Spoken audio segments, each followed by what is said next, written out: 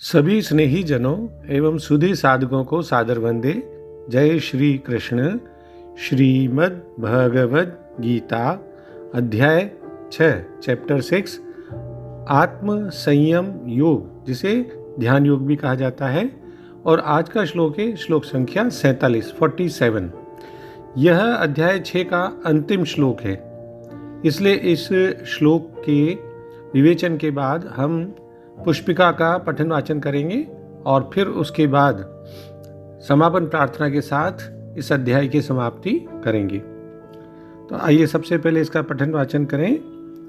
योगी नाम अपि सर्वेषां मद्गतेनान्तरात्मना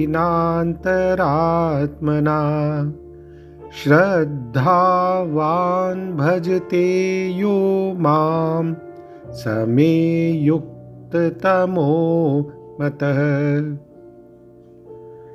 इसका सरल सार शाब्दिक अर्थ इस प्रकार है कि संपूर्ण योगियों में भी जो श्रद्धावान योगी मुझ में लगे हुए अंतरात्मा से मुझको निरंतर भजता है, वह योगी मुझे परम श्रेष्ठ मान्य है।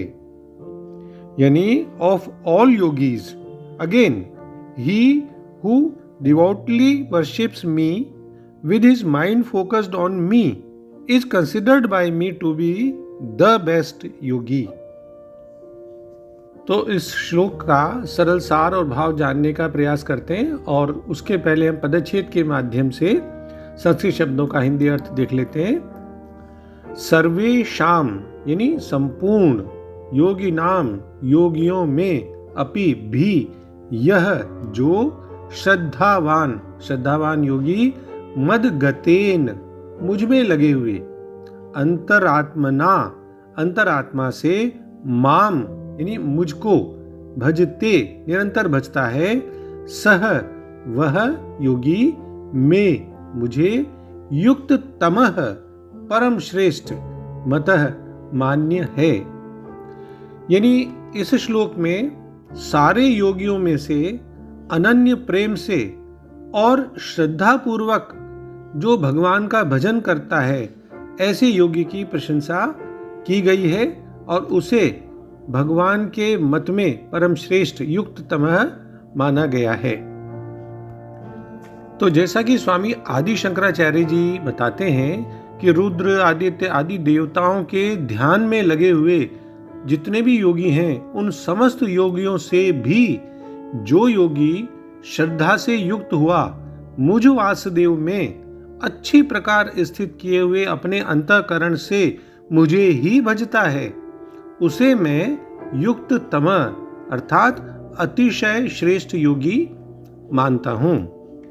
पिछले श्लोक में 46वें श्लोक में भगवान ने कहा था कि योगी तपस्वियों से श्रेष्ठ है, शास्त्र ज्ञानियों से भी श्रेष्ठ माना गया है, और सकाम कर्म करने वालों से भी योगी श्रेष्ठ है। इससे हे अर्जुन तू योगी हो, तस्माद् योगी भवार्जुन। तो इन सब से तो उसको तुलना करके बेहतर बताया, श्रेष्ठ बताया योगी को। अब योगी भी कई प्रकार के होते हैं, तो उन सारे योगियों में कौन सर्वश्रेष्ठ है उसकी चर्चा और उसकी बात भगवान इसमें करते हैं, एक तुलनात्मक मूल्यांकन करते हैं। तो अब इस श्लोक में समस्त योगियों में भी सर्वश्रेष्ठ योगी कौन है, इसको स्पष्ट किया गया है। देखिए, हमारी जो परंपरा है, सनातन परंपरा, उसमें प्रतीकों की उपासना का भी विधान है, ईश्वर के सगुण साकार रूप का भी ध्यान है। कोई गुरु की उपासना करते हैं, कोई कुंडली पर ध्यान लगाते हैं, कोई मंत्र के जप रूप ध्यान आदि का उपदेश यहाँ पे दिया गया है हमारे इसमें परंपराओं में, सनातन धर्म की परंपराओं में। भगवान कहते हैं कि जो श्रद्धावान योगी मुझसे एक रूप हो गया है और फिर मुझे ही भजता है, वह युक्ततम है। तो यानी यह श्लोक एक तरह से संपूर्ण योग शास्त्रों का सार है। भगवान आगे जो संपूर्ण अध्याय है उसमें इस मंत्र रूपी श्लोक की व्याख्या भी करते हैं। तो ध्यानाभ्यास का प्रयोजन मन को संगठित संयमित करने का भी है, लेकिन उससे भी ज्यादा अंतःकरण को आत्म स्वरूप में लीन करके और शुद्ध स्वरूप की अनुभूति करने में है। और यह कार्य कौन कर सकता है? वही पुरुष सफलतापूर्वक यह कार्य कर सकता है जो भगवान कहते हैं श्रद्धा से युक्त होकर मेरा अर्थात परमात्म स्वरूप का ही भजन करता है। थोड़ा इस भजन शब्द को हम समझ लें। भजन शब्द में आजकल बहुत सारे अर्थ जुड़ गए हैं। इस श्लोक में जो भजते शब्द उपयोग में आया है, प्रयोग किया है, वो महत्वपूर्ण है। भजते शब्द भज धातु से बना है, जिसका अर्थ होता है सेवा करना। अंग्रेजी शब्द जो है वर्शिप, पूजन, उससे यह भाव व्यक्त नहीं होता। तो यह शब्द भक्ति के लिए पूजा शब्द की अपेक्षा अत्यधिक सार्थक शब्द है, जिसका अर्थ ही होता है श्रद्धा रखना। तो श्रद्धा रखते हुए भगवान का नित्य निरंतर स्मरण करते रहना, ये मतलब हमें एक तरह से यहां पे आता है समझ में। यानी भक्त बनकर पूरी श्रद्धा से और पूरे समर्पण भाव से, पूरी तरह शरणागत होकर दास भाव से भगवान की सेवा करना, उनकी उपासना करना, जिसे कि हम अनन्य भक्ति के रूप में जानते हैं। तो इस तरह से जो है भजते शब्द के बारे में हमें समझना होगा, तभी हम इसका सही ढंग से भाव समझ पाएंगे। हाँ, हम यह भी समझ लें कि कोई कर्मकांड या पौराणिक पूजा से इसके भजते शब्द का संबंध नहीं है। एक भजन का अर्थ यह भी होता है कि बहुत सारे वाद्य यंत्रों के साथ में एक व्यक्ति या बहुत सारे व्यक्ति मिल करके और ऊंचे स्वर में भगवान का स्मरण करते हैं, गायन करते हैं। जैसे कहते हैं कीर्तन करना, वो भी एक भजन करना है जिसमें भावुक प्रवृत्ति के लोगों को बड़ा रस आता है। तो ये ऐसा भाव यहां नहीं है। वेदांत शास्त्र में भजन का अर्थ स्पष्ट है, जैसा कि स्वामी चिन्मयानंद जी भी लिखते हैं कि जीव का समर्पण भाव से किया गया सेवा कर्म, यह भक्तिपूर्ण समर्पण से उस साधक को मन से परे आत्म तत्व का साक्षात अनुभव करा देता है। वेदांत की भाषा में कहा जाएगा कि जिस योगी ने, इस श्लोक के भाव को ऐसे समझे कि जिस योगी ने अनात्म और जड़ उपाधियों से जो भी कनेक्शन है उसको दूर कर दिया है और आत्म स्वरूप को अपने पहचान लिया है, परमात्म स्वरूप में जो स्थित है, अब वह श्रेष्ठतम योगी है। दूसरे सरल शब्दों में कहें तो और समस्त योगियों में से जो योगी अत्यंत श्रद्धा पूर्वक मेरे परायण है, अपने अंतःकरण में मेरे विषय में ही सोचता है, मेरी दिव्य प्रेमा भक्ति करता है, वह योग में मुझसे परम अंतरंग रूप में युक्त रहता है और सारे योगियों में वही योगी सर्वोच्च है और यही मेरा मत है। यह श्लोक का भाव हुआ। देखिए, प्रत्येक जीव भगवान का अंश स्वरूप है और इस तरह प्रत्येक जीव को अपने स्वभाव के अनुसार भगवान की सेवा करनी चाहिए। ऐसा नहीं करता है तो वो नीचे गिर जाता है, जैसा कि भागवत पुराण में 11.5.3 में आया है, जिसमें इसकी पुष्टि होती है इस बात की, यह एषाम पुरुषम। इस श्लोक का भावार्थ यह है कि जो मनुष्य अपने जीवन दाता आद्य भगवान की सेवा नहीं करता है और अपने कर्तव्य में शिथिलता बरतता है, वह निश्चित रूप से अपनी स्वाभाविक स्थिति से नीचे गिरता है।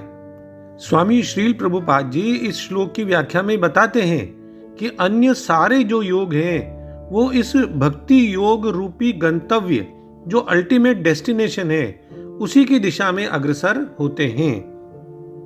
और इसीलिए वो आगे लिखते हैं कि यदि कोई इतना भाग्यशाली होता है कि भक्ति योग को प्राप्त हो सके, तो यह समझना चाहिए कि उसने समस्त योगों को पार कर लिया है। अतः परमात्मा से भावित होना वो योग की सर्वोच्च अवस्था है। भक्ति के बारे में तो बहुत सारे उपनिषदों में बहुत सारी बातें हैं। उदाहरण के लिए मैं 2 उदाहरण बस केवल प्रस्तुत करता हूं कि श्वेताश्वतर उपनिषद 6.23 में भी आया है, यस्य देवे, कि जिन महात्माओं के हृदय में श्री भगवान तथा गुरु में परम श्रद्धा होती है, उनमें वैदिक ज्ञान का संपूर्ण तात्पर्य स्वतः प्रकाशित हो जाता है। और गोपाल तापनी उपनिषद 1.5 में भी आया है, भक्ति रस्य भजनम, यानी भक्ति का अर्थ है भगवान की सेवा, जो इस जीवन में या अगले जीवन में भौतिक लाभ की इच्छा से रहित होती है। ऐसी प्रवृत्तियों से मुक्त होकर मनुष्य को अपना मन परमेश्वर में लीन करना चाहिए। यही नैष्कर्म्य का सही प्रयोजन है। तो इस तरह से हम इस श्लोक में जो भगवान का भाव है अर्जुन के लिए, वो इस प्रकार समझ सकते हैं कि अर्जुन भक्ति योगी बने, इस उद्देश्य से भगवान ने ये बात कही कि संपूर्ण योगियों में जो श्रद्धावान भक्त मुझ में तल्लीन हुए मन से मेरा भजन करता है, वह मेरे मत में सर्वश्रेष्ठ योगी है। मत गते नान्तरात्मना माम भजते, बस अनन्य भक्ति होनी चाहिए कि मैं भगवान का हूं और भगवान मेरे हैं। जैसे मीरा के थे कि मेरो तो गिरधर गोपाल, दूसरो ना कोई।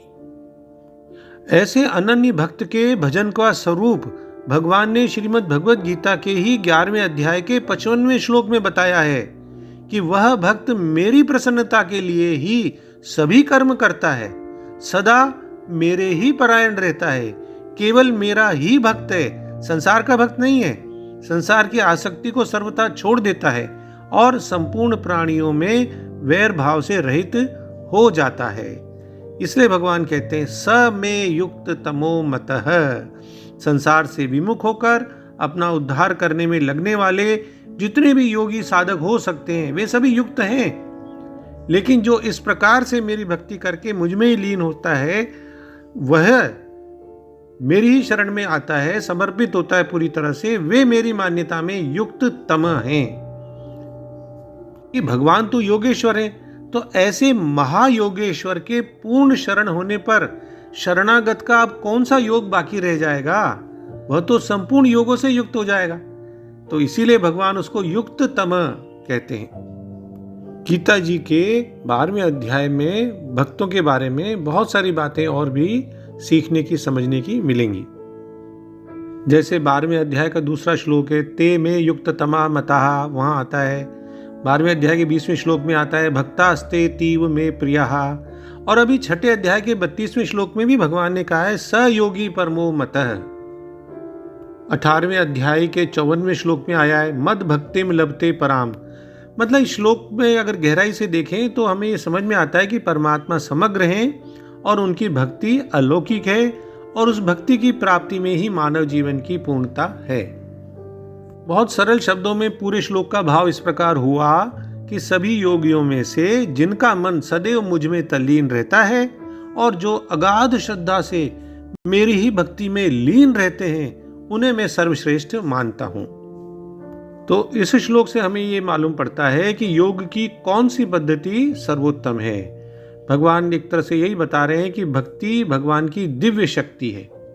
श्रीमद् भागवतम में भी इस प्रकार का वर्णन आया है 9.4.63 में, अहम भक्त पराधीनो, यद्यपि मैं परम स्वतंत्र हूं फिर भी मैं अपने भक्त का दास बन जाता हूं, वे मेरे हृदय को वश में कर लेते हैं। मेरे भक्त का क्या ही वर्णन किया जा सकता है, यहां तक कि मेरे भक्त के भक्त भी मुझे अत्यंत प्रिय हैं। तो हमें समझना चाहिए कि यहाँ भगवान श्री कृष्ण उनकी चर्चा कर रहे हैं जो न केवल उनमें श्रद्धा रखते हैं बल्कि अपनी प्रेममयी भक्ति से उनकी सेवा भी करते हैं। इस प्रकार से वे भगवान के सेवक के रूप में आत्मा की एक स्वाभाविक स्थिति में प्रतिष्ठित हो जाते हैं, जबकि अन्य श्रेणी के योगी अपने स्वरूप के ज्ञान में अभी तक अपूर्ण रहते हैं। वे स्वयं को भगवान के साथ एकाकार तो कर लेते हैं, किंतु फिर भी वे इस ज्ञान में स्थित नहीं होते कि वे प्रभु के परमात्मा के नित्य दास हैं। श्रीमद् भागवतम में तो फिर वर्णन आया है 6.14.5 में, मुक्ता नाम अपि सिद्धा नाम, कई लाखों सिद्ध और मुक्त संतों के मध्य कोई विरला मनुष्य ही परमेश्वर नारायण का भक्त होता है। जैसा कि अभी जिक्र किया है 18वें अध्याय के 55वें श्लोक में, जहां भगवान ने स्पष्ट किया कि केवल भक्ति योग द्वारा ही भगवान के विराट एवं सच्चिदानंद स्वरूप को समझा जा सकता है। देखिए, भगवान परम आत्मा है, सर्वोच्च आत्मा है, सभी के हृदय में निवास करते हैं। इसलिए जब भगवान कहते हैं ना कि मेरी पूजा करो, तो इसका अर्थ मुझसे यानी परमात्मा से, परम सत्ता से एक हो जाओ, ये लिया जाता है। और अगर सगुण साकार भक्त के दृष्टिकोण से देखें तो भगवान कृष्ण के दिव्य रूप के रूप में पूजा का विषय उनको माना जा सकता है। यह बात तो सभी जानते हैं कि भगवान की कृपा से ही मनुष्य को किसी भी योग में सफलता मिलती है। जिस बीज को पानी मिलता है ना, वही अंकुरित होकर आगे बढ़ता है।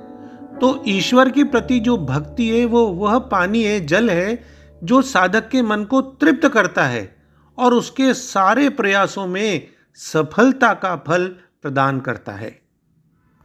यानी बिल्कुल सरल रूप में हम ये कह सकते हैं कि किसी भी योग में सफलता की एकमात्र गारंटी भगवान की पूजा है। परम सत्ता, ईश्वर की उपासना श्रद्धापूर्वक करनी चाहिए। यह संदेश हमें स्पष्ट मिलता है। मन को परमात्मा में विलीन कर देना चाहिए। श्रद्धा से युक्त होकर साधक को मन को अंतर्मुखी करना चाहिए और परम सत्ता से एकात्म हो जाना चाहिए। ऐसा योगी ही परम भक्त होता है, जिसे कहा गया है युक्त तमः। भगवान ने घोषणा कर दी है कि यह उनका सिद्धांत है, उनका मत है। तो अंत में हम डॉक्टर राधा कृष्णन जी के सरल शब्दों में इसका भाव पुनः एक बार देख लें कि सब योगियों में भी उस योगी को मैं अपने साथ सबसे अधिक संयुक्त मानता हूं, जो श्रद्धापूर्वक अपनी आत्मा को मुझ में लगाकर मेरी पूजा करता है। जय श्री कृष्ण। ओम श्री कृष्णार्पणमस्तु। किसी भी भूल अथवा त्रुटि के लिए पूरे अध्याय में कहीं भी भूल अथवा त्रुटि हुई हो तो मैं हृदय से क्षमा प्रार्थी हूँ। अब हम पुष्पिका का पठन वाचन करते हैं।